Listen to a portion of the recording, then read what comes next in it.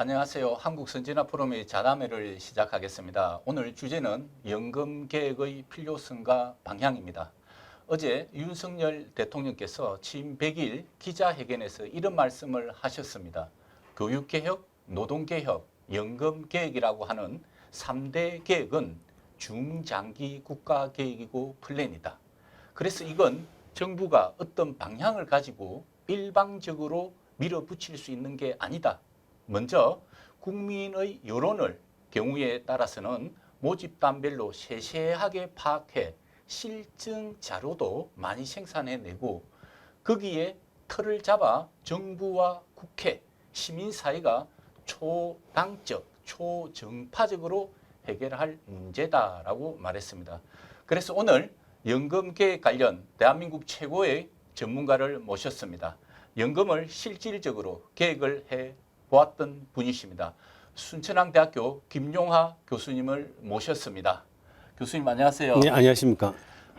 교수님께서 20대 대통령 인수위원회 사회복지문화분과 전문위원으로 계셨지 않습니까? 네, 그렇습니다. 그동안 어떻게 지내셨습니까? 네, 뭐 일상적으로 이제 그 순천향대학교 교수로서 활동을 하고 있고요. 그리고 이제 사회적으로는 연금 개혁을 위해서 뭐 이렇게 전문가로서 의견을 제시하고 또 최근에는 국회 연금 개혁 특위를 만드는 과정에서 전문가로서 자문을 하고 있는 상황입니다. 네. 많이 중요한 일을 하고 계시네요. 교수님, 그리고 지금 한국에서 핫한 이슈가 바로 계획이라는 단어입니다. 아시다시피 계획은 혁명보다도 힘들다라는 말도 있고요. 이거 정말 잘못하면 국민은 너무 피로해지고 그리고 정권이 교체되기도 하지 않습니까? 교수님께서는 계획은 어떤 거라고 생각하시는지. 예. 네, 뭐 정확한 지적이시고요. 개혁은 뭐 딱 두 단어로 요약하자면 너무 어렵고 힘들지만 또 반드시 해야 되는 일.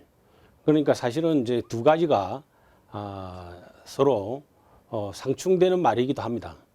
어려운데 꼭 해야 된다는 거. 그만큼 연금개혁은 우리 그 국장님 말씀하신 대로 정말 어려운 과정이고 또 그런 과정 속에서도 또 우리 미래를 위해서 또 현재 2030 세대를 위해서도 꼭 해야 될 과제이기도 합니다. 네, 감사합니다. 정말 계획은 필요하군요. 교수님, 그러면 우선 이제 본 질문 들어가기 전에 간단하게 하나 여쭐 게 있는데요. 지금 연금이라고 하면 국민연금, 공무원연금, 사학연금, 군인연금 이런 것들이 있지 않습니까? 이 중에 가장 먼저 계획해야 될 것은 무엇이고, 그리고 현재 가장 적자 규모가 큰 연금은 어떤 것이 있는지요? 네, 지금 이제 우리나라 4대 공적연금이라면 국민연금, 공무원연금, 군인연금, 사학연금이라고 하는데 역사적으로 보면은 공무원연금이 가장 먼저 만들어지고 그다음에 군인연금이 만들어지고 또 사학연금 그다음에 가장 최근에 뭐 최근이라기보다는 뭐 가장 늦게 1988년에 국민연금이 시행되었습니다. 네 개의 연금 제도 중에서 이 적립금이라고 할 수 있는 그러한 자산을 가지고 있는 연금 제도는 사학연금과 국민연금입니다. 사학연금은 지금 20여조 원의 기금을 가지고 있고 기금 고갈 예정 연도가 한 2040년대 말 내지 2050년대 초로 예정되고 있습니다. 반면에 이제 국민연금은 현재 900조 원이 넘는 기금을 가지고 있지만 2042년부터 재정 수지가 적자가 돼서 2057년이면 적립기금이 고갈될 것으로 전망되고 있습니다. 반면에 사학연금과 국민연금과 다르게 그 공무원연금은 이미 2000년경에 적립기금이 고갈돼서 사실상 준비금밖에 없는 상황이고요. 또 군인연금은 1975년에 적립기금이 고갈돼서 지금 현재 그 매년 적자 보전이 일부 이루어지고 있습니다. 적자액으로 이야기하면 공무원연금 적자액이 규모가 크고 그 다음에 그 군인연금이 이 적자가 이미 발생하고 있는 상태고요. 사학연금과 국민연금은 아직은 기금이 있는 상태라 할 수 있습니다. 아, 네, 그 교수님, 그 최근에 보건복지부에서 제5차 국민연금 재정 계산을 시작한다고 말했습니다. 그래서 교수님께서 특히 이전에 복지부의 3차 재정 추계위원장을 역임하셨더라고요. 그래서 전문가로서 연금 재정 위기의 원인은 무엇입니까? 연금 재정 위기는 뭐 기본적으로 뭐 일반적으로 우리 가계나 기업이나 다 마찬가지듯이 기금도 마찬가지로 수입과 지출 측면에서 봤을 때 수입 요인보다 지출 요인이 더 크면 적자가 발생하기 시작하고 그리고 이제 적자가 과하가 되면은 그동안 쌓아놓았던 적립기금도 없어지는 그런 상황이 되는 것이죠. 그러니까 결국은 수입 요인이라고 하면은 보험료입니다. 그러니까 가입자와 사용자가 내는 보험료 수입과 에 대비해서 또 그 가입자가 일정 기간 연금을 가입하고 난 다음에 연금을 수급할 때 받는 연금 수급액 급여액이 있는데 그 급여액 총액과 부담하는 총액, 보험료 부담 총액의 크기를 비교했을 때 그것이 같아지면 어떤 경우라 하더라도 뭐 사실은 적립기금이 고갈되거나 수지적자가 날 이유가 없는 것이죠. 그런데 지금 우리나라 그 4대 공적연금은 4개 제도 공이 저부담 고급여고죠.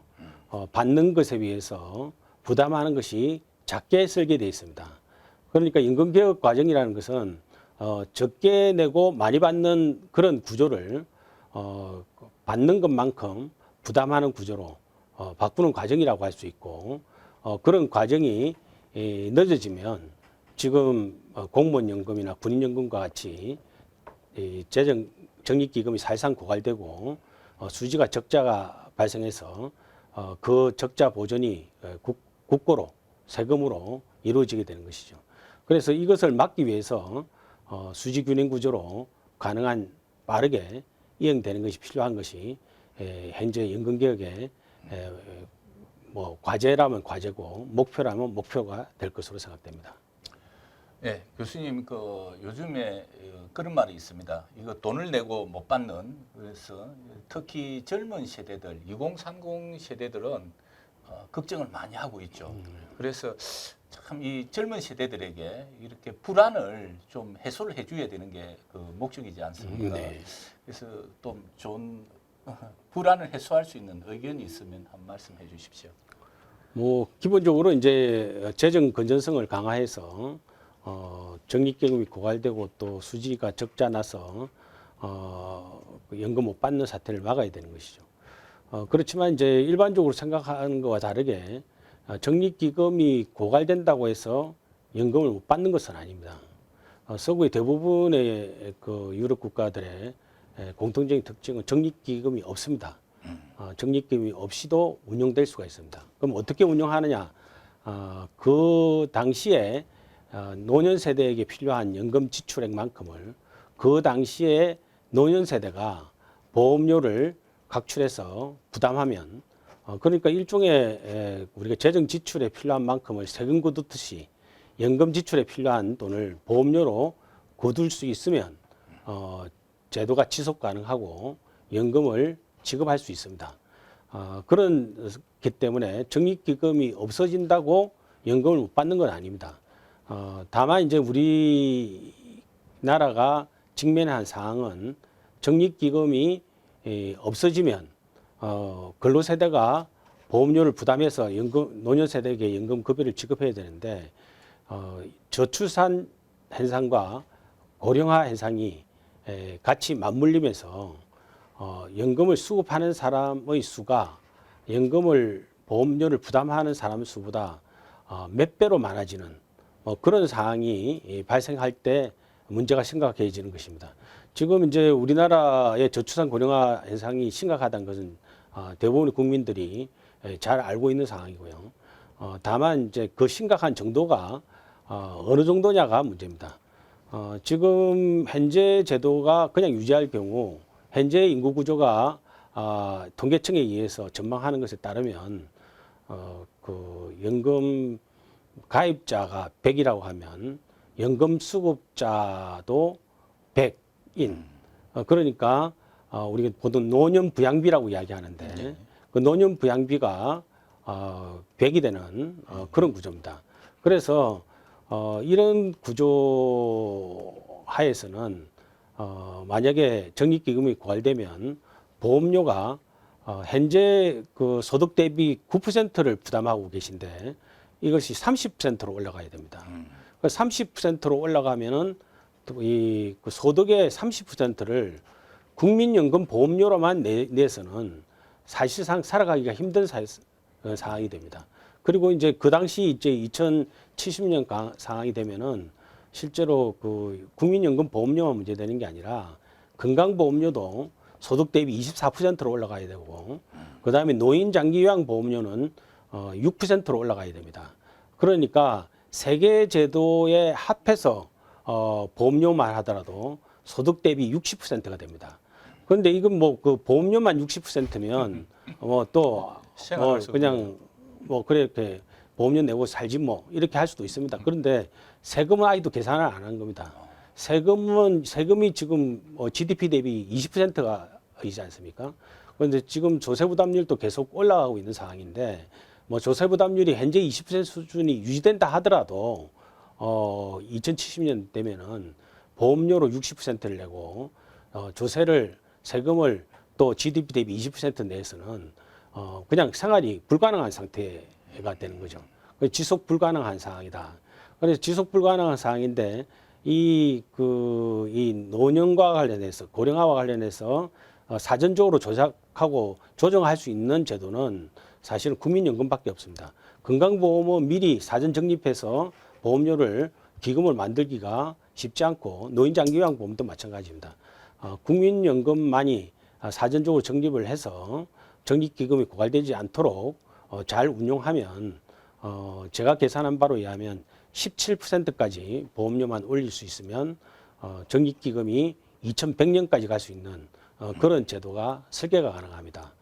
그런 제도가 되면은 2030 세대가 보통 한 1990년생에서 2000년생 정도 되는데 예를 들면 2000년생도 100살까지 살면은 2100년까지 사시기 때문에 2100년까지 적립기금이 유지되면 지금 2030 세대가 사망할 때까지 적립기금이 유지되면서 연금을 안정적으로 받을 수 있다라고 할 수 있습니다. 그러니까 그러한 방안들이 있다. 지금 완전히 우리가 불가능한 상태는 아니다 하는 것이 현재 우리 희망이라고 할 수 있겠습니다. 네. 교수님 말씀 들으니까 네. 야, 이게 이제 불안이 좀 해소가 됩니다. 네. 왜냐하면은 흔히 우리가 서구처럼 그 적립기금이 고갈될 때까지 기다릴 필요도 없고, 그리고 현재 고령화와 저출산 시대에 우리 한국이 좀 서구와 다르지 않습니까? 네. 그런 걸 또 감안하고, 그래서 지금 한 9% 정도 내는 것을 한 17% 정도로 이렇게 올리고, 그렇게 하면 이게 2100년까지 네. 어쨌든 고갈이 되지 않은 상태에서 네. 이렇게 연금이 그대로 유지될 수 있다는데 아주 뭐 제가 고무적입니다. 네. 그리고 교수님, 이게 이제 아까도 제가 모두에 좀 말씀드렸듯이 계획은 정말 국민의 공감이 있어야 됩니다. 그리고 대통령께서도 아마 뭐 정부가 적극적으로 밀어붙일 그런 문제가 아니다. 특히 국민과 공감을 좀 얻으라라는 그런 뜻이 있는 것 같은데요. 어떻게 좀 이렇게 공감대를 형성할 수 있을 것 같습니까? 혹시 묘안이라도 있습니까? 보통은 이제 지금 이제 연금개혁은 지금 사실은 이제 그 필요성이 중요한데 그 필요성 측면에 있어서는 대부분의 국민들이 연금개혁 필요하다는 데에서는 이미 공감하고 있는 것 같습니다. 연금개혁 필요성을 사실 노동개혁이나 교육개혁은 그 필요성과 관련해서 다소 이제 다르게 생각하는 사람들이 비율이 다를 수가 있는데 연금개혁 같은 경우는 거의 대부분의 국민이 연금개혁은 필요하다는 데는 대해서는 공감을 하고 있습니다. 다만 이제 연금개혁이 필요하다는 것하고 이제 구체적인 연금개혁 방안이 나왔을 때 받아들일 수 있느냐는 또 다른 문제입니다. 그러니까 지금은 연금개혁 필요하다는 그런 공감대가 있기 때문에 연금개혁을 위한 논의를 빨리 시작하는 것이 중요하고요. 그리고 연금개혁 논의를 통해서 가능한 많은 국민이 공감할 수 있는 방안을 만드는 것이 중요하다고 생각합니다. 그런데 이제 방안 만든다는 것이 결국은 현재의 현상 문제에 대해서 인식을 공유를 해야 되는데 지금 우리 국민들이 우리가 여야가 나눠져 있고 노사가 나눠져 있듯이 연금 제도의 현상에 대해서 보는 시각도 좀 나눠져 있습니다. 한쪽은 지속 가능성, 재정 안정성 이게 급하게 필요하다는 그렇게 인식하는 그런 국민들도 계시고 다른 한 그 계층은 현재 국민연금 급여 수준이 제대로 노후 생활이 필요한 만큼 높지 않다. 그러니까 노후 소득에 필요한 만큼 연금 제도를 바꿔야 된다. 노후 소득 보장성이 중요하다라고 생각하는 계층이 있습니다. 물론 이제 노후 소득이 중요하다는 계층이나 재정 안정성이 중요하다는 계층이나 두 계층 모두 다 예를 들면 재정 안정이 필요하다는 사람도 노후 소득 보장의 중요성에 대해서도 인식을 하지 않는 것은 아니고 노후 소득이 중요하다는 계층들도 재정 안정이 필요하지 않다는 이야기는 아닙니다. 다만 우선순위가 다른 거죠. 재정 안정성에 우선순위를 둔 그런 계층이 있는가 하면 노후 소득 보장성에 더 중점을 두고 있는 그런 계층이 있습니다. 그 계층이 서로 대립을 하고 있는 상황입니다.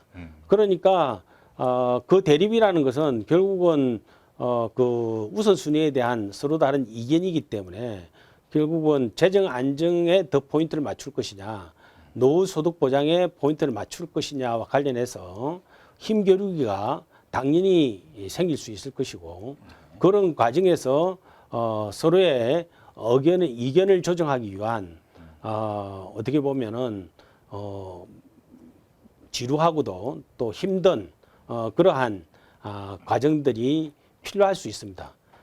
그러니까 결국은 이 연금개혁은 일방적으로 한 쪽에서 예를 들면 재정 안정이 중요하다는 계층이 있으면 재정 안정이 중요한 사람들이 일방적으로 몰아붙일 것도 아니고 그리고 노후 소득 보장이 중요하다고 해서 노후 소득 보장만 중점으로 몰아붙일 것도 아닌 그 두 서로 다르게 생각하는 사람들이 적절한 정도에서 양보하고 상대 계층에 대해서 이해하는 과정에서 대타협이 이루어질 수 있고 그 타협이 이루어지는 그 방안이 연금개혁 대안이 될 수 있고 그런 연금개혁 대안에 대해서 합의할 수 있다면 우리는 연금개혁이 성공적으로 이룰 수 있다라고 할 수 있겠습니다.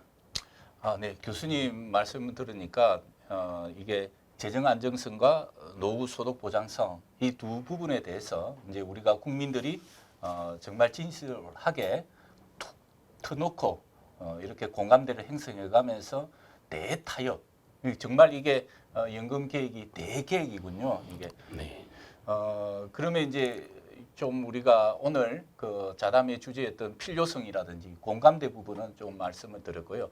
그리고 이제 앞으로 우리 연금 계획의 이제 방향에 대해서 교수님 좀 허심탄회하게 보따리를 하나씩 풀듯이 말씀해 주시면 감사하겠습니다. 그러니까 모두에 제가 말씀을 드렸듯이 이제 연금을 개혁하는 대부분의 국가 그리고 뭐 결국 그 궁극적으로 가야 되는 방향은 부담과 그다음에 수급 부담을 균형시키는 그런 과정입니다.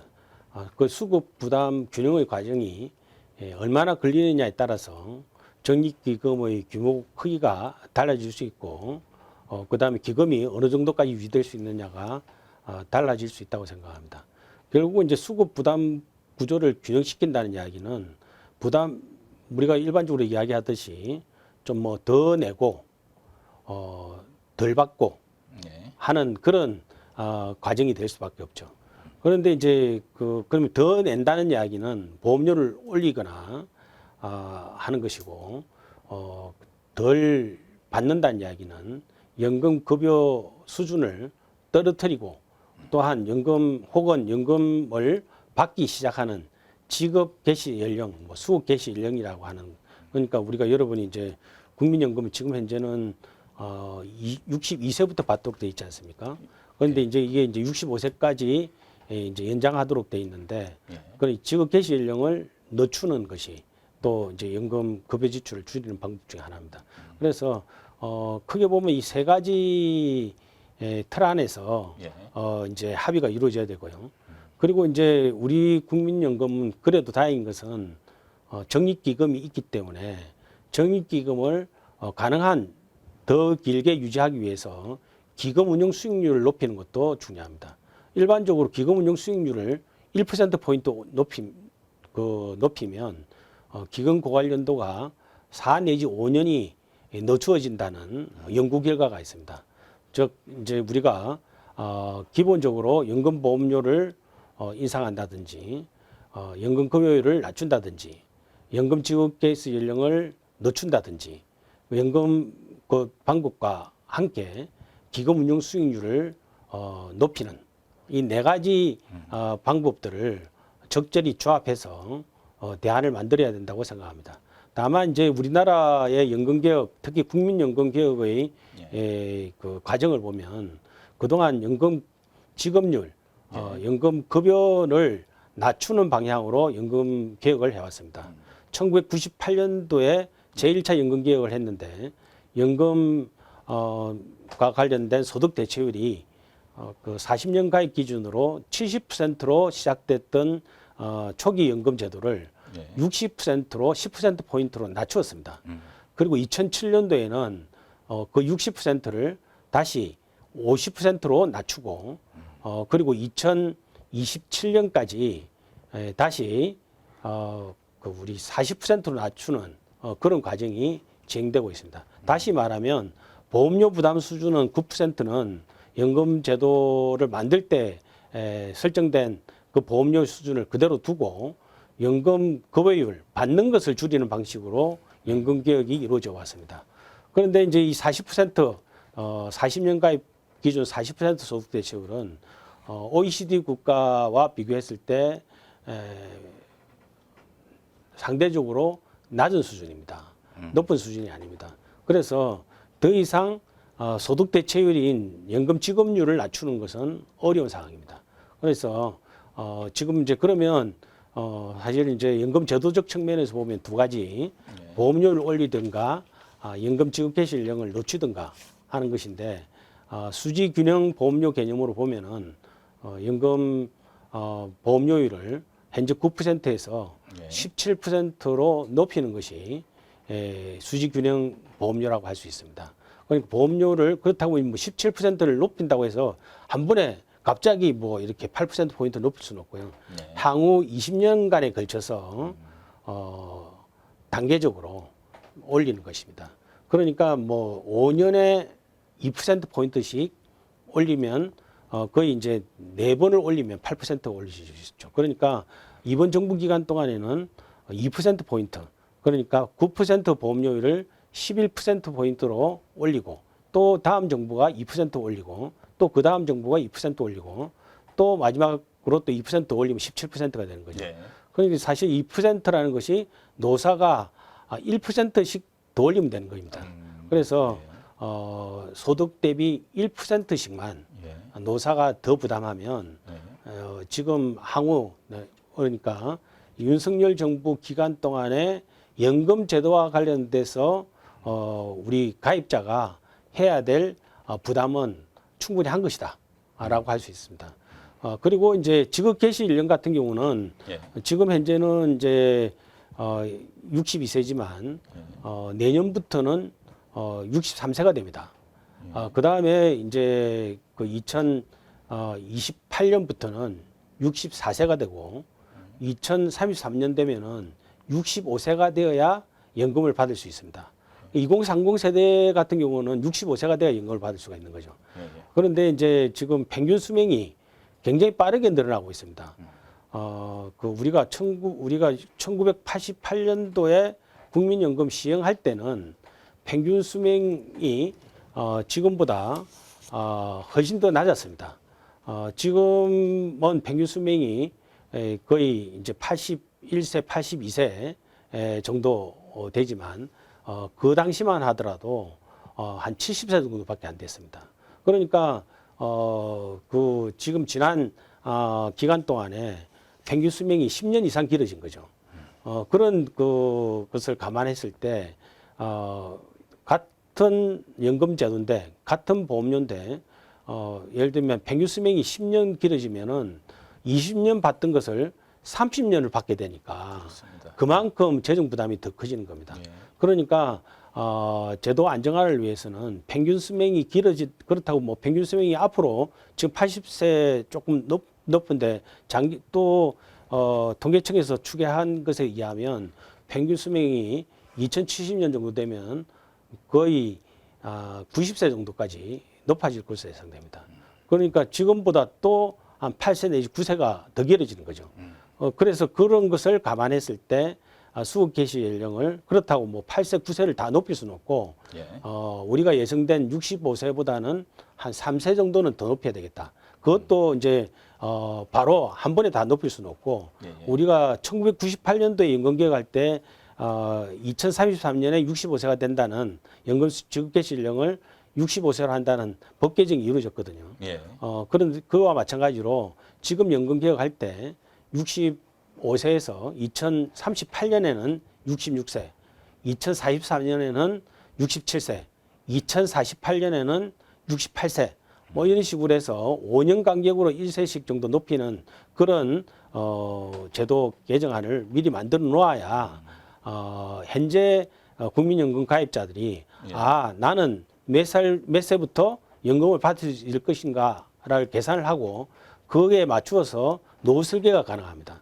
그런데 연금 수급 개시 연령 같은 경우에서는 미리 계획을 해놔야 현재 가입자들이 노후 설계를 할 때 언제부터 언제까지는 자기 스스로 저축에 의해서 준비를 하든가 그리고 근로를 그때까지 해야 되고 또 몇 세 이상 돼서는 국민연금을 받을 수 있으니까 은퇴도 되겠군 하는 계획이 있을 수 있습니다. 그래서 그런 측면에서 지금 정도 단계에서 서구 대부분의 나라가 67세, 68세로 이미 높아져 있습니다. 우리도 이제 그에 맞춰서 평균 수명 연장에 맞추어서 장기적으로 올라가는 계획에 대해서 지금 국민들이 합의해 놓을 필요가 있다라고 할 수 있습니다. 그리고 이렇게 되면 이제 연금 제도와 관련된 그러한 제도 개혁 방안들이 만들어진 거고요. 이제 마지막으로 이제 기금 운용 수익률을 높이는 것입니다. 기금 운용 수익률은 현재는 지금 1988년도에 연금제도 시행한 이후에 거의 35년이 경과하고 있는데 35년이 돼가고 있죠. 이 평균 수익률이 한 6.76%가 됩니다. 2021년까지. 네. 그리고 특히 이제 최근 3년간의 운용 수익률은 거의 평균 10% 정도 됩니다. 굉장히 높은 수익률을 유지해 왔습니다. 그런데 이제 그 금년도 들어와서 주식시장이 안 좋죠. 그래서 지난 5월까지 수익률을 계산해 보면 마이너스 4.7% 정도. 예. 그래서 적립기금을 어떻게 보면은 좀 작년 연말에 비해서 오히려 까먹은 뭐 그런 사항이 되고 있습니다. 그래서 이제 그렇지만 이제 우리가 과거 3년 동안에 높은 수익률이 있었기 때문에 지금 금년도에 마이너스 수익률이 발생한다 하더라도 평균적으로 보면은 우리가 그동안 34년 동안 해왔던 그 수익률 6.76% 이상의 수익률을 4년 평균 4년으로 보면은 그렇게 보기 때문에 너무 국민들이 우려할 필요는 없습니다. 지금 이제 국제 금융 시장이 안정이 되고 또 국내 주식 시장이 안정이 되면 수익률도 정상적 궤도로 갈 것으로 예상됩니다. 그렇지만 다만 그러한 수익률이 가능하면 높이는 것이 좋은데 또 수익률을 너무 높이다 보면 이 안정성이 훼손이 됩니다. 그만큼 리스크가 커지는 거죠. 그래서 안정성 기반유의 수익률을 최대화될 수 있는 그러한 적립기금 운용과 관련된 노력이 필요하고요. 뭐 그러한 것을 위해서 지금 국민연금뿐만 아니라 이제 정부에서도 노력하고 있고 그걸 위해서 계속해서 우리 해외에 발전된 기금 운용 기법이라든지 뭐 이런 것들을 계속 습득해 나가면서 기금 운용 수익률을 높여야 되는 그런 과제를 안고 있다 하겠습니다. 네, 교수님 말씀 들으니까 갑자기 이런 또 질문이 하고 싶습니다. 이게 교수님 그 연금 지급 개시 연령을 5년마다 1세씩 점차 이렇게 높여가는 거, 그것 역시 중요한 계획의 한 포인트인데요.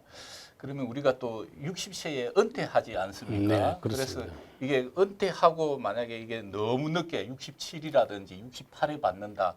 그래서 좀 우리가 은퇴 연령 있는 것도 연금 계획과 함께 조금씩 고민해 볼 필요성이 좀 있겠네요. 예, 바로 올바른 지적이시고요. 지금 이제 사실은 원래 우리 국민연금은 지금 62세부터 연금 받도록 되어 있지만 국민연금 보험료 납부는 59세까지만 하도록 법이 되어 있습니다. 원래는 이제 사실은 대부분의 선진국에서는 62세부터 연금 받으면 61세까지는 보험료를 납입하도록 법제화가 되어 있습니다. 그런데 우리나라만 사실은 이제 이 연금 지급 개시 연령을 늦출 때 연금 보험료 납입 기간을 같이 늦춰야 되는데 보험료 부담에 대한 우려 때문에 그것을 못 해가지고 그 보험료 부담 기간과 연금 지급 개시 연령이 격차가 발생하고 있습니다. 그래서 그것이 이제 같아져야 이제 일세 간격으로 같아져야 되는데 같아지는 전제가 뭔가 하면은 우리가 기준되는 그 은퇴 연령이 같이 높아져야 된다는 겁니다. 그러니까 62세에 연금 받기 시작한다면 61세까지는 연금 보험료를 납입해야 되고 61세까지 연금 보험료를 납입하기 위해서는 정년이 61세까지는 일할 수 있어야 되는 거죠. 그런 측면에서 그 우리나라는 지금 현재도 이미 62세 연금 수급과 지금 법적으로는 은퇴 법정 이 정년 연령은 60세입니다. 그러니까 2년 간격이 발생하고 있는 거죠. 그래서 이 격차를 줄여 나가야 되는 거고요. 따라서 이번에 만약에 그 지급 개시 연령을 3세 정도 늦춘다고 했을 때 근로자나 일하고 계신 분들을 설득하기 위해서는 정년을 늦추는 그런 합의도 필요하다고 생각합니다. 근데 이 정년은 또 이 연금법하고 관계없는 제도죠. 그렇죠. 이거는 또 별도로 이 사회적 합의가 필요한 내용입니다. 그리고 이제 정년 연장의 가장 큰 지금 어려운 사항은 그 정년 연장이 필요하다는 것은 다 인식을 합니다. 왜냐하면 과거와 다르게 지금 평균 수명이 10년, 20년 길어진 만큼 우리가 일할 수 있는 능력도 굉장히 같이 길어진 거거든요. 과거에 뭐 우리가 60세 하면 이미 뭐 환갑 잔치하고 뭐 이런 시기였지만 요즘 환갑 잔치하는 사람이 거의 없지 않습니까? 그만큼 일할 수 있는 충분한 능력을 가지고 계시다고 보이기 때문에 당연히 이 정년도 늦춰줘야 됩니다. 그런데 이제 문제는 우리나라가 선결해야 될 과제가 바로 청년 실업 문제입니다. 지금 우리나라 청년 실업률은 일반 평균 전체 근로자 실업률의 거의 2배입니다. 그러니까 지금 이제 우리 실업률이 3.5%라고 하면 청년 실업률은 거의 7%가 넘습니다. 그러니까 사실은 청년 실업 문제가 해결돼야 되는데 만약에 이제 이 정년을 연장시켜 버리면 은퇴 연령이 늦추어지니까 그만큼 이 청년이 새로운 일자리를 기회할 수 있는 타이밍을 또 늦춰야 됩니다. 그래서 청년 실업률 해소해야 된다는 우리 사회 국민 일반적인 이 여론과는 또 차이가 있는 것이죠. 그래서 이 정년 연장의 또 하나의 또 다른 전제 조건은 청년 실업률이 선제적으로 해소돼야 된다. 뭐 그렇다고 뭐 청년 실업률이 뭐 제로 된다는 것이 아니라 예, 예. 평균 실업률하고 격차가 상당 부분 줄어들어야 된다. 그러면 그게 뭐 언제냐라고 생각할 수 있겠지만 저는 그런 시기가 곧 올 수 있다고 생각합니다. 왜냐하면 지금 우리나라 인구 구조의 특징이 있습니다. 예, 예. 지금 뭐 대부분의 국민들이 고령화 걱정하고 인구가 감소된다는 걱정하고 있지만 예. 실제로 우리나라는 실업률은 3.5%라지만 실제 원하는 직장에서 제대로 된 일을 하고 있다고 생각하지 못하는 사람이 전체 근로자 20% 정도가 됩니다. 그리고 그런 상태에 사실은 20% 정도의 그런 실업 상태가 있는 거죠. 그런데도 불구하고 우리 대부분의 국민들은 뭐 인구가 감소돼서 일자리가 감소될 걸 걱정하고 있어요. 그러니까 지금 사실은 우리 국민들이 이중적으로 생각하고 있는 거예요. 하룻밤 자고 일하면은 인구가 출산율이 떨어져서 예. 노동력 부족해서 경제 성장이 떨어질 걸 걱정하면서 또 다음 날 일어나서는 예. 이 지금 청년 실업이 걱정이다. 일자리가 없다. 이 걱정을 하고 있거든요. 예. 지금 대통령이 걱정하는 것은 일자리 걱정 아닙니까? 그리고 일자리가 없어서 취업 못 시키는 게 제일 걱정이잖아요. 그렇습니다. 그러면서 또 저출산에 따라서 우리 노동력이 감소되는 것도 똑같이 걱정하고 있어요. 그런데 이 두 가지 사항은 서로 상반된 걱정이거든요. 그러니까 우리는 생각지도 못하게 상반된 걱정을 동시에 하고 있다는 이야기. 하룻밤에 그냥 신문에 어느 날 신문에 보면은 네. 일자리 걱정을 어느 날 걱정에 보면은 또 청년 실업 걱정을 예. 뭐 이런 예를 들면 일자리 감소되는 걱정을 갖다 하고 있는 거거든요. 그래서 그런데 이제 제가 보건사회 연구원장으로 있으면서 그래서 이 부분에 대해서는 명확하게 해명을 해야 된다라고 연구를 해봤더니 지금 현재부터 향후 15년 내지 20년까지는 일자리가 부족하는 것이 걱정이지 일자리가 없어지는 걱정이 아니다. 저출산해서 인구가 감소돼서 걱정되는 것은 2030년대 중후반의 문제예요. 그러니까 2030년대 후반, 2035년 정도 이후에 우리가 걱정해야 될 일이고 지금 현재는 여전히 실업이 더 걱정이다. 그래서 그것을 우리가 지금 두 가지가 상반된 걱정인 것 같지만 시기가 다르다. 현재는 실업에 대한 걱정을 해야 되고 앞으로 15년 정도나 그 이후에는 일자리가 없어지는 걱정을 해야 되고 그러면 대책을 갖다가 세워야 되죠. 그러면은 지금 현재 뭐 우리 장기적으로 걱정되는 일자리가 없어지는 걱정은 해결한 방법이 이 노동력 수급의 문제가 아닙니까? 노동력 수급 문제라는 이야기는 이해해야 될 사람이 필요한데 사람이 없다는 거거든요. 그렇죠. 그런데 지금 문제는 우리나라는 이 노동력과 관련해서는 세 부류의 버퍼가 있습니다. 첫 번째 버퍼는 청년 실업이죠. 청년 실업이니까 아직도 청년들이 일하고 싶은 청년들이 많은데 일자리를 못 얻고 있는 거 아닙니까? 그게 첫 번째 버퍼예요. 그러니까 그 일자리 걱정을 해소되는 일자리가 없어지는 걱정이 해소될 수 있는 그 첫 번째 버퍼죠. 그다음에 두 번째 버퍼는 여성 고용률이 낮다는 겁니다. 그렇습니다. 그 다른 이 유럽의 대부분의 국가들은 여성 고용률이 75% 정도 됩니다. 높네요. 그런데 우리나라는 지금 뭐 55% 정도밖에 안 되거든요. 그러니까 상당 기간 동안에는 여성 고용률을 높이면 노동 수급 문제가 또 해결될 수 있는 가능성이 또 있다는 거예요. 그렇네요. 또 마지막 또 버프가 있습니다. 바로 중고령층의 그 일자리 문제입니다. 지금 중고령층은 아까 그 정년 문제하고 똑같지 않습니까? 55세 되면은 직장에서 나가라고 이야기합니다.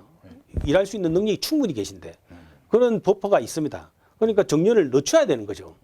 그러니까 우리가 인구 문제로 봤을 때는 이 세 가지 문제가 해결돼야 되는데 최우선 순위는 청년 실업이고 그다음에 두 번째 순위는 여성 고용이고 세 번째 부분은 중고령층의 그 정년을 연장해서 일할 수 있도록 여건을 만들어야 되는 겁니다.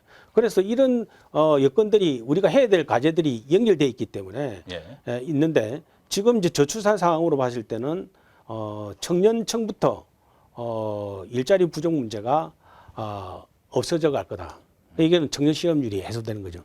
그 이제 네. 대표적인 사례가 일본입니다. 일본은 지금 청년 실업률이 거의 일반 근로자의 실업률과 거의 비슷해져 가지고 예, 예. 뭐 청년을 구하고 싶어도 구하기가 힘든 상황으로 가야 됐습니다. 그럼 일본이 옛날부터 그랬냐? 그렇지 않습니다. 일본도 마찬가지로 10년 전, 20년 전에는 예. 청년 실업률이 굉장히 심각했어요. 아하.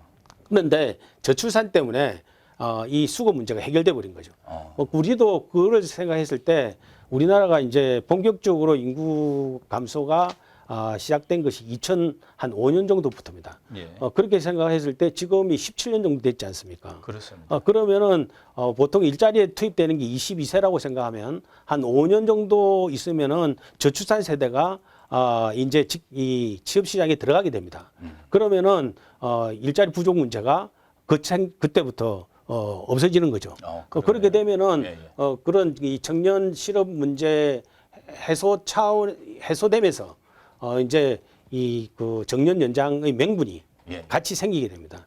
그래서 우리가 이 그 정년 연장은 반드시 해야 되지만 청년 실업과 연동해서 그 정년을 연장시키면 우리가 일자리 문제라든지 실업 문제를 갖다가 같이 조정해서 해결할 수 있는 여지가 있다.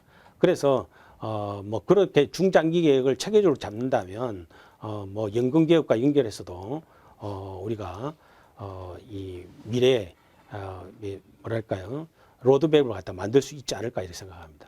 아이고, 우리 교수님 말씀을 들으니까 정말 이렇게 모든 복잡한 게 칼같이 이렇게 정리가 되는 것 같습니다. 그리고 우리 오늘 이 방송을 듣는 우리 청년 세대들은 아주 기분이 좋겠습니다. 우리 교수님 말씀대로 청년 실업을 제일 우선해야 한다라는 말씀도 계셨는데요. 그 이야기를 다시 이제 좀 연금 개혁 쪽으로 좀 돌려오겠습니다. 제가 이번 윤석열 정부의 연금 개혁의 주체는 어디냐를 이렇게 살펴보니까 좀 특이했습니다. 기존에는 대부분 대통령 소속 어떤 위원회 이렇게 했는데 이번에는 국회 연금개혁특별위원회이더라고요. 그래서 왜 국회가 개혁의 주체가 된 배경이 무엇인지, 그리고 앞으로 그러면 주체로서 국회가 어떤 역할을 좀 해야 하는지, 그리고 그 국회의 연금개혁특별위원회 산하에 민간자문위원회라는 게 있었습니다. 그래서 그 민간자문위원회의 역할은 뭔지 이런 부분에 대해서 좀 네. 말씀해 주십시오. 네. 원래 윤석열 그 정부의 선거 공약은 연금 개혁을 하기 위해서 대통령 직속 공적연금개혁위원회를 만들어서 연금개혁 한다라고 되어 있습니다. 그 대통령 직속이라고 되어 있죠. 그런데 이제 지난 인수위 과정을 거치면서 국정 과제가 좀 바뀌었어요. 대통령 직속이란 말 빼고 공적연금개혁위원회를 만들어서 연금개혁한다라고 이 대통령 직속이란 말이 빠졌습니다. 이러면은 이거는 정부가 당연히 해야 될 일을 국회에다가 핑퐁 치는 거 아닌가라는 이런 이제 지적을 지금 일부 언론에서 하고 있는 상황입니다. 그렇지만 이제 곰곰이 생각하면 연금 개혁은 국민연금법을 비롯한 관련 법을 개정하는 작업입니다. 그렇죠. 관련 우리나라의 모든 법 개정은 국회를 통과해야 됩니다. 네. 국회의 의결을 거치지 않고 법이 통과될 수 있는 것은 단 한 건도 없습니다. 그러니까 결국은 이 정부가 공정연금개혁위원회를 행정부가 공정연금개혁위원회를 만들어서 네. 개혁안을 만들었다 하더라도 결국은 다시 국회에 가서 그 논의를 심의를 거치고 또 의결을 받아야 됩니다. 그렇게 되면은 사실은 그런데 이제 뭐 우리가 지금 우리나라한테 대통령제 국가에서 대통령이 이 행정부가 개혁안 만들었다고 네. 국회가 당연히 연금개혁안 통과시키는 건 아니지 않습니까? 그렇죠. 그러니까 결국은 행정부가 연금개혁안 만들었다 하더라도 행정부 중심으로 연금개혁안 만들었다 하더라도 결국은 연금개혁안이 국회에 오면 예, 예. 그걸 가지고 다시 논의를 시작해야 됩니다. 그렇죠. 예. 그렇게 되면 그때부터 이제 여야가 음. 지금 우리나라가 정치 구조가 여야가 극단적으로 대립되고 있는 구조잖아요. 예, 예. 그런데 여당인 정부가 만든 안을 야당이 선뜻 받아들일 리가 없는 거죠. 그때부터 다시 연금개혁 논의를 시작해야 됩니다.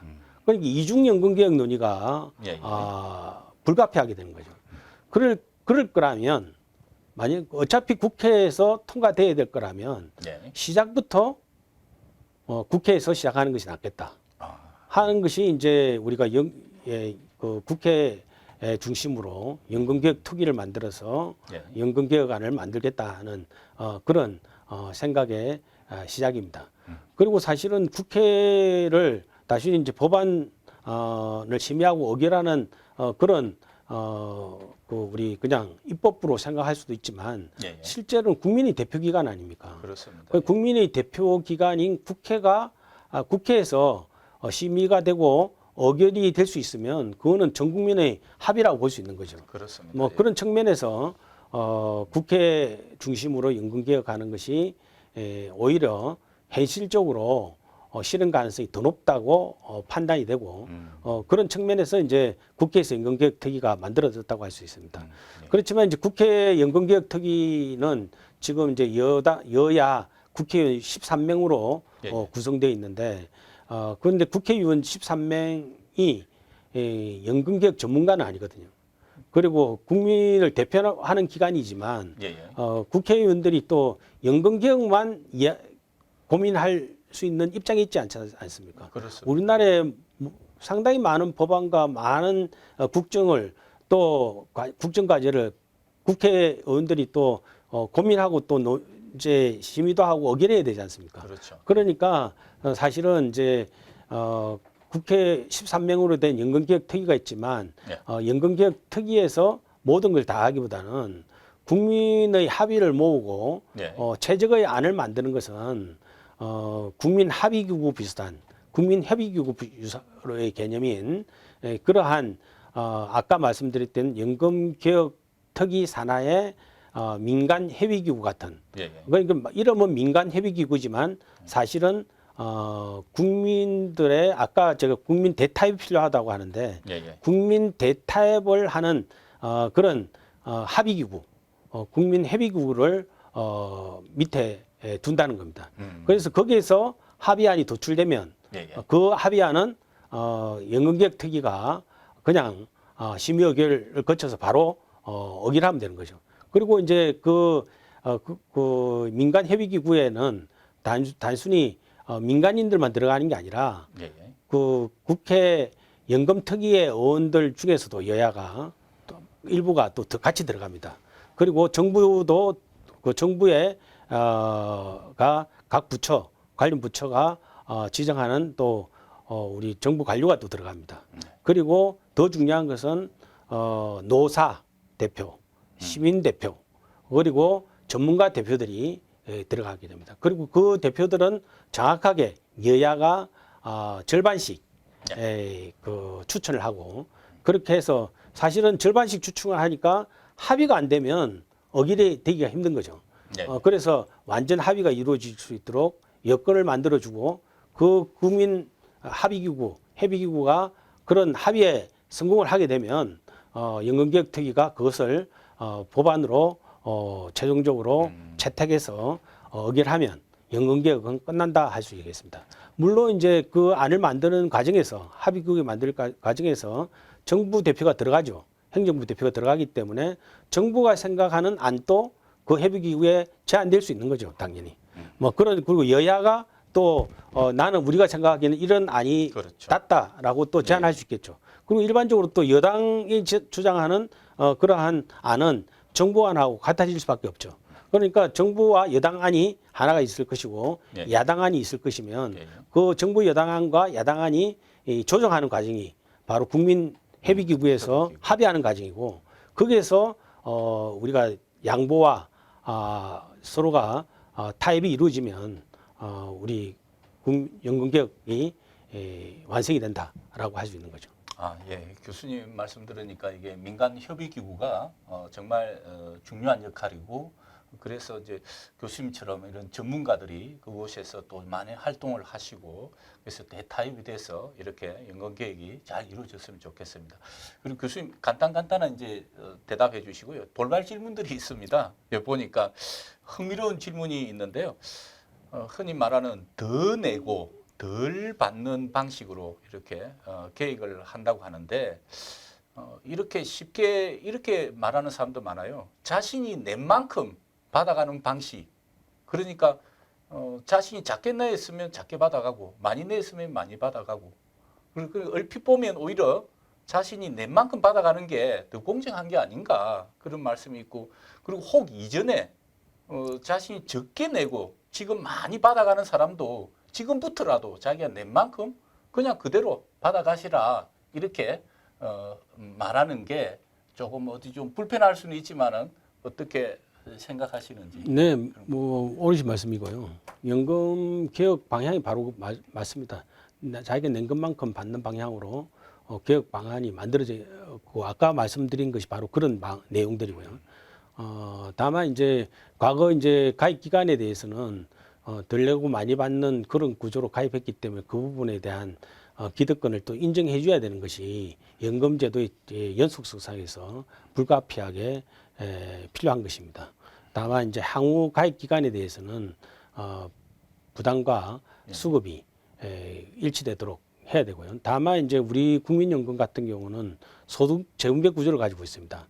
그러니까 저소득층은 낸 것에 비해서 조금 더 유리하고 고소득층은 낸 것에 비해서 좀 더 불리하게 돼 있거든요. 불리하다는 것이 기본적으로 이익은 되는데 저소득층보다는 불리하다는 이야기입니다. 그런데 이제 그런 이제 소득 재분배 구조 자체는 유지가 불가피하게 돼야 되고 네. 그런 상태에서 세대 전체적으로 봤을 때 이제 고소득자, 저소득자의 평균 소득자가 있지 않습니까? 그 평균 소득자 기준으로 낸 만큼 받는 그런 구조로 바뀌어 나가야 된다라고 할 수 있겠습니다. 예, 그리고 교수님 요즘 흔히 이렇게 많이 합니다. 기초 노령연금 그리고 국민연금 그리고 이렇게 두 개를 이렇게 통합하는 방안들이 지금 또 어떤 기사들이 나오고 있고요. 그리고 국민연금과 공무원연금을 통합해서 하나로 하는 방안 이런 것들이 있는데 그 부분에 대해서는 어떻게 좀 교수님 해주시죠? 지금 원래 이제 우리 그 연금제도 개혁 과정에서 보면은 국민연금 제도가 이제 자기 소득에 비례해서 연금 받는 부분하고 전체 가입자 평균 소득을 기준으로 해서 연금 받는 부분이 있는데 그걸 갖다가 우리는 B 파트, A 파트 뭐 이런 식으로 구분합니다.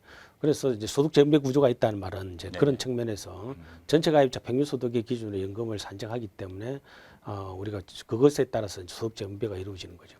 그런데 이제 기초연금은 사실은 이제 그 노인 빈곤 해소 차원에서 연금보험료 나이과 관계없이 모든 국민 중에서 다소 저소득층에 있는 하위 70% 어르신들에게 정액의 금액 지금 현재는 이제 30만 7,500원이죠. 지급한다는 겁니다.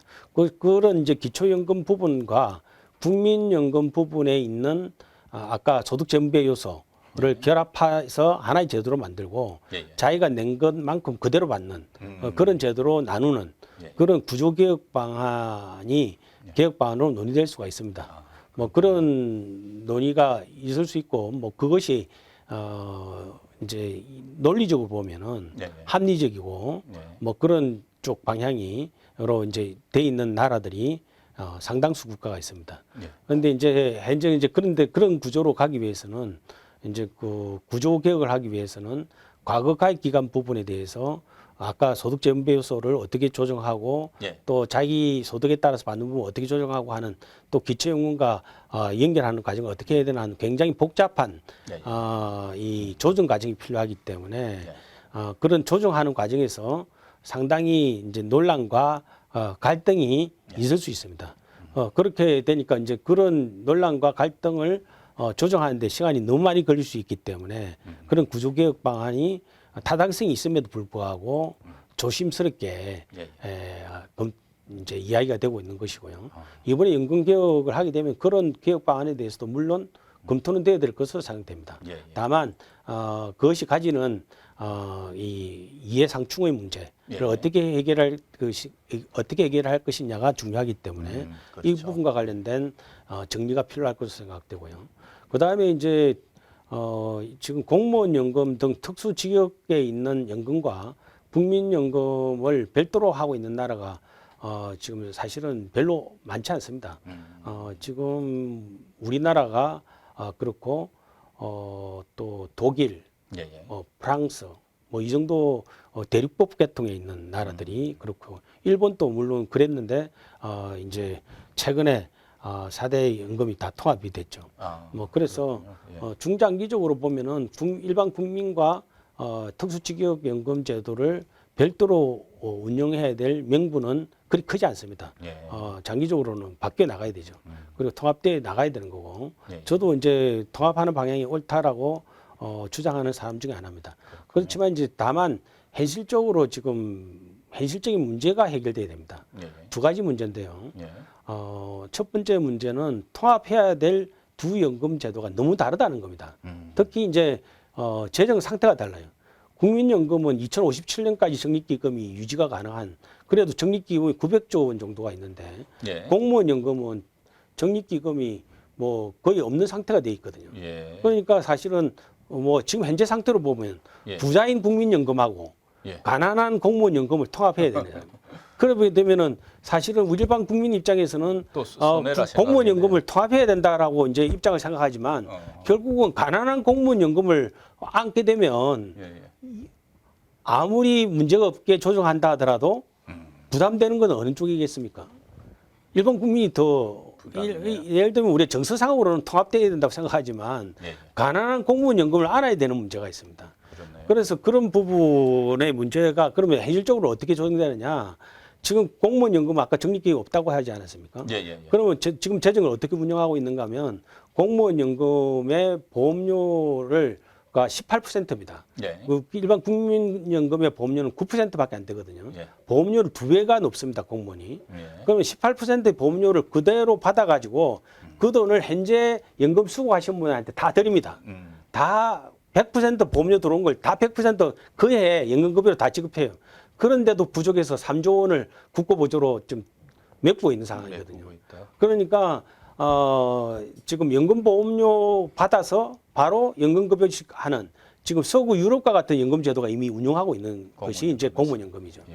그러면은 이제 그 통합한다고 하면은 공무원은 18% 보험료 내고 있는데 일반 국민은 9% 내고 있지 않습니까? 그렇죠. 통합하면은 그 보험료를 공무원 같이 18%로 갑자기 어려워. 높일 수 있느냐? 그거 어렵잖아요. 되네요. 예. 그러니까 낮은 쪽으로 갈 수밖에 없거든요. 예, 예. 그러니까 공무원 연금을 국민연금과 같아야 되는데 예. 공무원 연금 18% 받는 사람한테 이제 받는 것은 국민하고 똑같이 받대 보험료는 18% 내라고 하면 그 말이 됩니까? 그렇죠. 보험료도 같이 9%로 낮춰줘야 되거든요. 그렇네. 낮춰줘야 되면은 보험료 수입이 9%밖에 안 들어와요. 예, 예. 그럼 나머지 9% 부분은 적자가 더 발생하는 거예요. 그러면 국고 보조를 해야 될 돈이 더 늘어나는 겁니다. 늘어나네요. 근데 일반 국민들이 생각하면은 연금개혁하면 3조 원 나가는 국고 보조가 언제 없어지겠구나 하는데 이 지금 현재 이 재정 상황으로는 공무원 연금 보험료가 수입이 대폭 줄기 때문에 오히려 적자 보전을 위한 국고 보조가 더 늘어나야 된다는 거예요. 그러니까 일반 국민의 예상하고 또 달라지는 거죠. 그렇지만 장기적으로 봤을 때는 이 국고 보조를 더 늘어나가는 것이 결국은 과거에 쌓인 연금 부채를 갚는 거기 때문에 예. 장기적으로 바람직한 방향입니다. 그리고 현재 세대가 가능하면 과거 세대가 미리 적립 안 해서 생긴 공무원 연금 문제를 예. 현재 세대로부터라도 조정해 나가는 것이 맞죠. 맞지만 현재 세대 입장에서는 이런 생각을 하게 됩니다.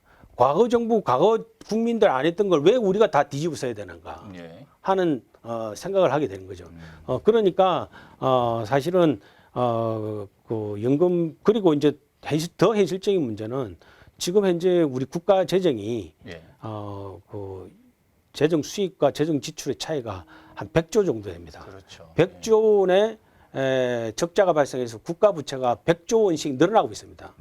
이 국가 재정이 여유가 넉넉해서 흑자가 발생하면 예. 어차피 미래 연금 부채로 남을 거 현재 국가가 여유 있는 돈 가지고 좀 갚아서 공무원 부채 갚자라고 정리를 하면 되는데 지금 현재는 그 100조의 적자도 못 메꾸고 있는. 그래서 지금 현재 내년 2024년도 예산을 만들어야 되는데 아마 정부 당국이 지금 이 적자를 완전히 메꾸지는 못할 겁니다. 내년에도 역시 적자 재정을 유지할 수밖에 없을 겁니다. 다만 100조 원에 상당한 적자를 어떻게 하면 한 60조 원으로 줄일 수 있을 건가? 뭐 이 정도 고민하고 있을 거예요.